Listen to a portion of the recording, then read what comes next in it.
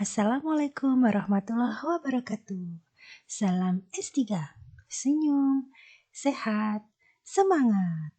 Hari ini saya akan menjelaskan mengenai karya tulis ilmiah dengan desain literatur review. Yuk disimak ya. Literatur review merupakan ringkasan dari sekumpulan artikel riset yang terkait.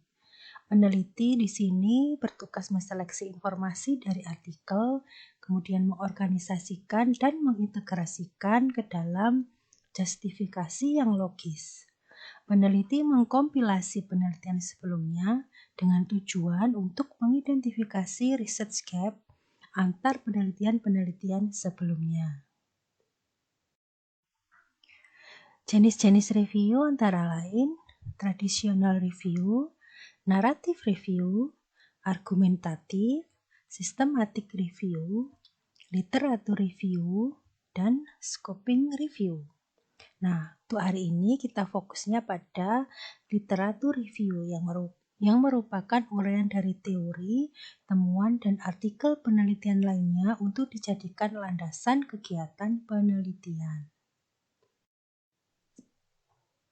Sumber yang digunakan untuk literatur review bisa dari database akademik yang mempunyai reputasi yang baik itu reputasi tinggi, menengah, atau rendah.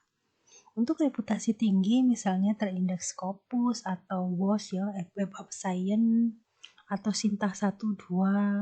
Sedangkan untuk yang database bereputasi menengah misalnya ProQuest, PubMed, EBSCO, JSTOR, dan lain-lain. Sedangkan database yang bereputasi rendah misalnya Google Scholar. Nah, untuk sumber lainnya bisa juga selain dari paper yang terpublikasi dalam jurnal nasional ataupun internasional, bisa juga dari tesis atau disertasi yang diakui kredibilitasnya atau dari hasil konferensi, majalah ilmiah, pamflet, sumber lain yang ilmiah, atau juga dari prosedur ilmiah yang sudah terpublikasi dan terindeks. Susunan karya tulis ilmiah dengan desain literatur review ini sama dengan karya ilmiah lainnya, yaitu ada judul dan abstrak, kemudian ada pendahuluan, metode penelitian, hasil dan pembahasan, serta kesimpulan yang memang nanti ini yang akan disusun oleh si peneliti yang memilih bentuk literatur review.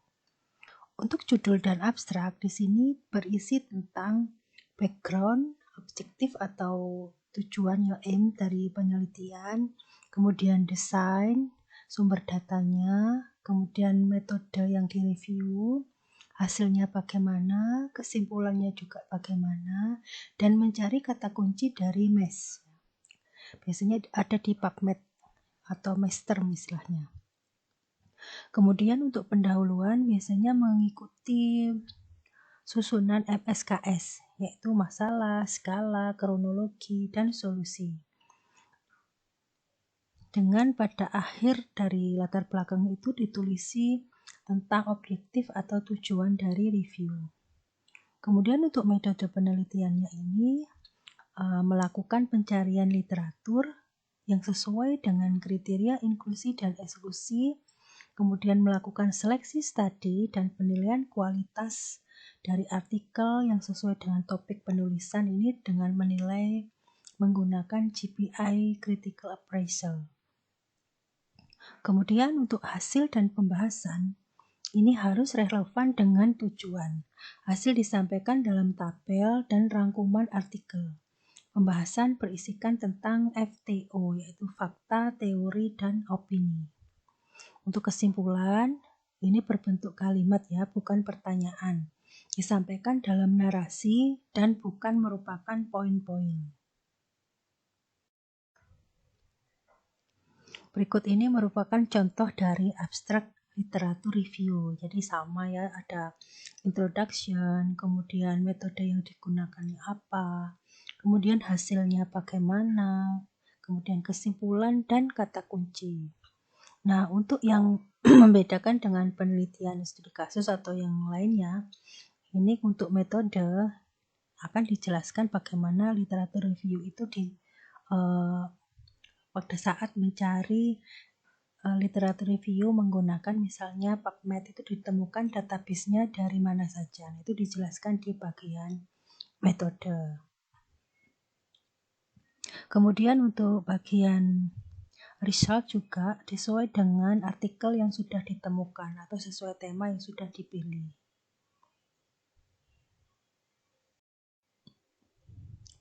Pada latar belakang seperti yang saya sampaikan tadi, maka ditulis atau biasanya menggunakan langkah-langkah MSKS atau urutannya ya.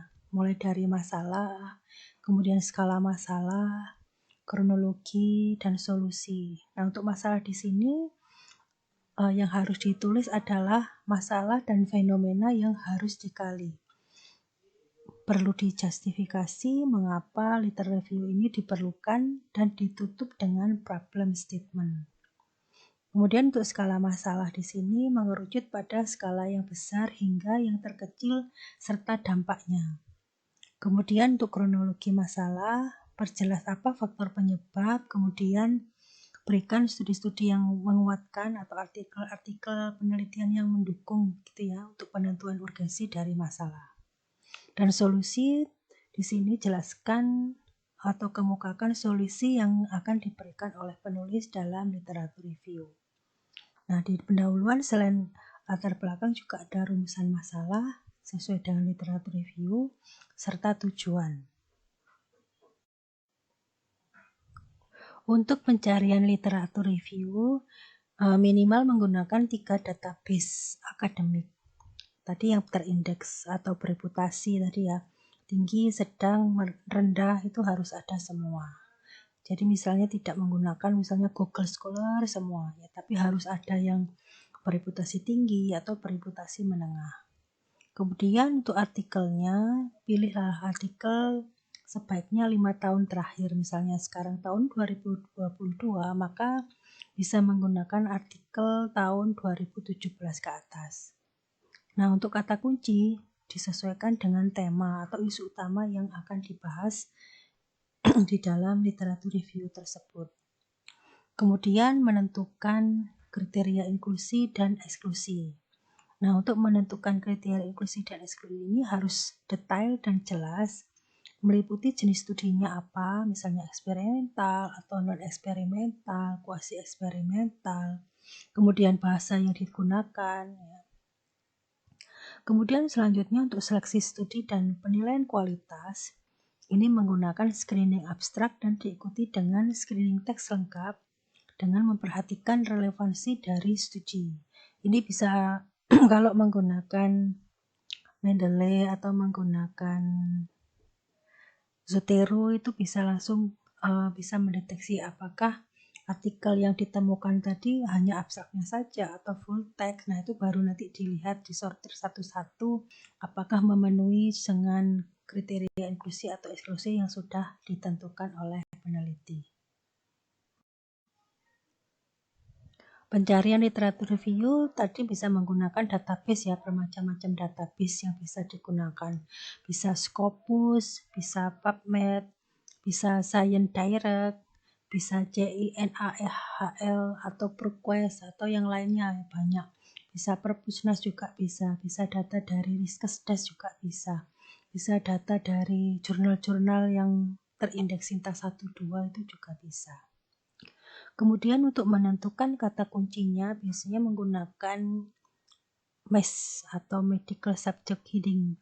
Ini ada di PubMed di dalamnya ya. Nanti Ibu contohkan. Bisa menggunakan Boolean operator, yaitu penggunaan kata and, or, atau not.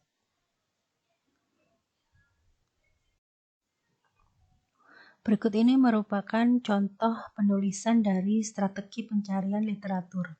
Mulai dari protokol dan registrasi sampai database pencariannya itu dijelaskan semua di bab ini. Ini juga contoh penulisan kata kunci ya di dalam bab 2. Di sini pencarian artikel ini menggunakan keywordnya apa atau boolean operator yang digunakan apa. Misalnya dari contoh terlihat di tabel 2.1. Di situ misalnya kan faktor terkait risk factors atau kausa itu di situ akan kalau or itu sama dengan sinonimnya ya. Jadi risk factor sinonimnya apa? Factors, kausa, atau psychological sinonimnya apa? Psycho or mental health or mental disorder, itu di situ semua ada di PubMed. Sudah ada, misalnya kalian ngeklik psycho, maka di situ akan tertulis sinonim-sinonim yang bisa digunakan. Kemudian stigma, misalnya sinonimnya social stigma. Kemudian untuk COVID-19 misalnya sinonimnya coronavirus disease 2019 atau Wuhan coronavirus, ini juga bisa. Jadi tergantung dari kata kunci yang ditentukan oleh peneliti. Untuk mencari sinonimnya, ingat dengan or. Kemudian kalau not itu yang bukan, yang tidak termasuk. Kalau N misalnya ada pengaruh antara pijat oksitosin terhadap produksi ASI. Nah, produksi pijat oksitosin dan produksi ASI. Nah, nanti baru kalau menggunakan OR pijat oksitosin, nah itu OR-nya apa atau sinonimnya apa. Kemudian kalau produksi ASI, nah sinonimnya apa, itu juga ada ya, bisa menggunakan PubMed di MESTERM-nya, di bagian MESTERM. Selanjutnya, untuk menentukan kriteria inklusi bisa menggunakan PICOS framework atau PEOS framework ya. Kalau PICOS ini terdiri dari P-nya itu population atau problem, yang berisi tentang populasi atau masalah yang akan dianalisis sesuai dengan tema yang telah ditentukan. Untuk I-nya intervention, yaitu tindakan penatalaksanaan terhadap kasus perorangan atau masyarakat. Untuk C-nya comparison, yaitu intervensi atau penatalaksanaan lain yang digunakan sebagai pembanding.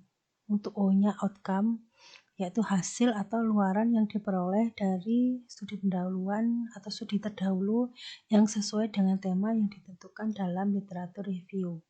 Kemudian S-nya yaitu studi desain, yaitu desain penelitian yang dipilih atau yang digunakan di dalam artikel yang sedang direview. Nah, untuk misalnya mahasiswa membutuhkan atau menentukan kriteria inklusi, disesuaikan dengan tema atau topik yang dipilih. Kalau misalnya berupa seperti ada intervensi, berarti menggunakan PICOS. Berikut ini adalah contoh penggunaan kriteria inklusi atau dalam menentukan kriteria inklusi ya. Disesuaikan dengan judul. Yang ini contoh, yang berikut adalah contoh penggunaan atau penentuan kriteria inklusi dengan susunan PEOS ya.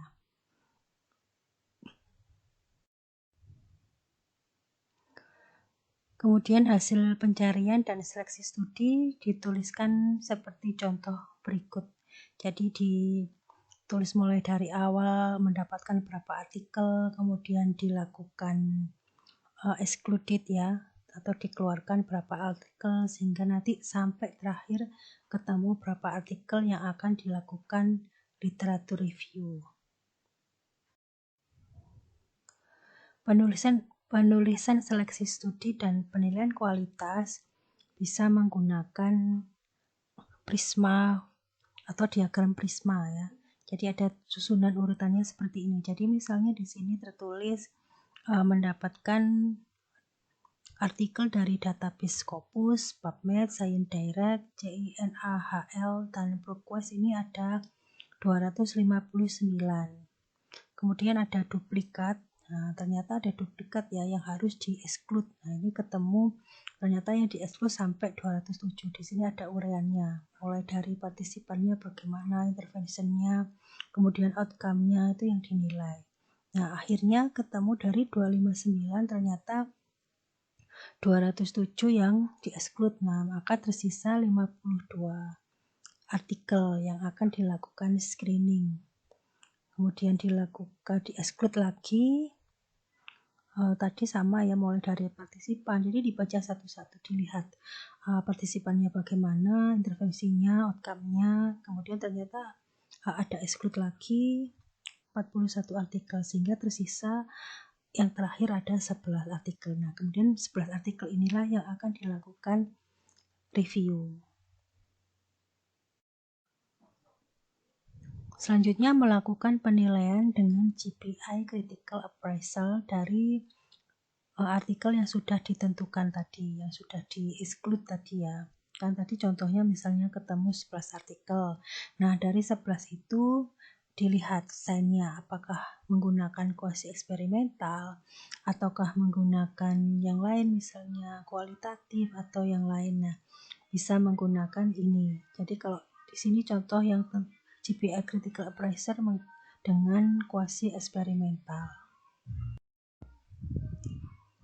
Untuk yang berikut ini merupakan GPI Critical Appraiser dengan desain yang cross-sectional studies ya.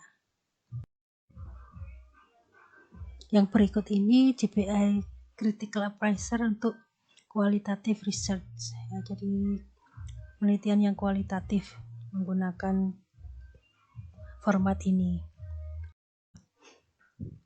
Berikut merupakan penulisan penilaian kualitas. Jadi di situ ditulis misalnya tadi dari 11 artikel. Nah, untuk penilaian dari GPI Critical Appraisal-nya bagaimana dijelaskan di sana.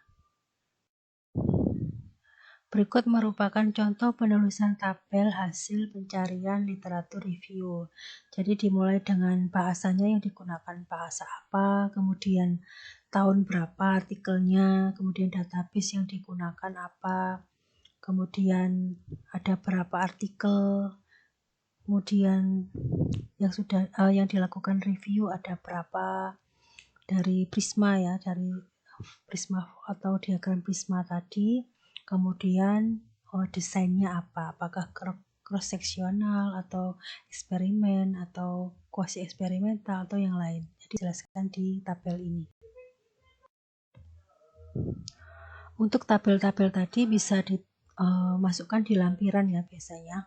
Dan untuk tabel hasil pencarian literatur review untuk yang berupa artikel yang lengkapnya, misalnya mulai dari penulisnya siapa, tahun berapa, kemudian di jurnal apa, judulnya apa, volume berapa, nomor berapa, kemudian metode yang digunakan apa, dijelaskan semua di sana itu ya, atau istilah lainnya di mapping ya.